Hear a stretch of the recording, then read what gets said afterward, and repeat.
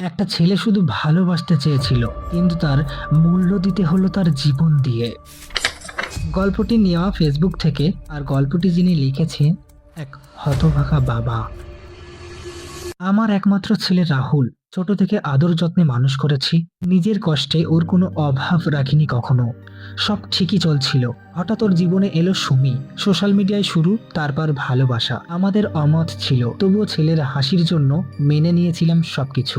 20 জানুয়ারি 2026 ওরা বিয়ে করলো। বিয়ের পর সুমিকে আমি মেয়ের মতোই আগলে রেখেছিলাম। আমাদের ছোট সংসারটা আবার নতুন করে ভরে উঠেছিল, কিন্তু সুখটা বেশি দিন থাকেনি। একদিন সুমির পরিবার এলো, তারপর থেকে বদলে গেল সবকিছু। ফোন, চাপ, টানাপোড়েন।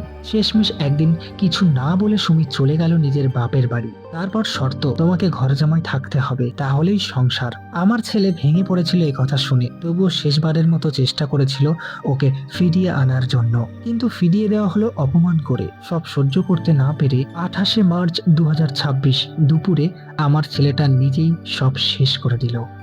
একটা বাবা হয়ে শেষ পর্যন্ত নিজের ছেলের শেষকৃত্য আমাকে নিজেকেই করতে হলো। আজ আমাদের ঘর খালি, স্বপ্ন খালি, বেঁচে থাকার ইচ্ছে পর্যন্ত খালি। জানি না অপরাধটা কি ছিল, কিন্তু শাস্তিটা সবকিছু কেড়ে নিল।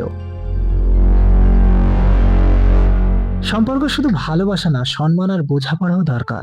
যেখানে শর্ত থাকে, সেখানে ভালোবাসা ধীরে ধীরে মরে যায়, আর সেই মৃত্যু কখনো কখনো একটা মানুষকে সাথে নিয়ে চলে যায়।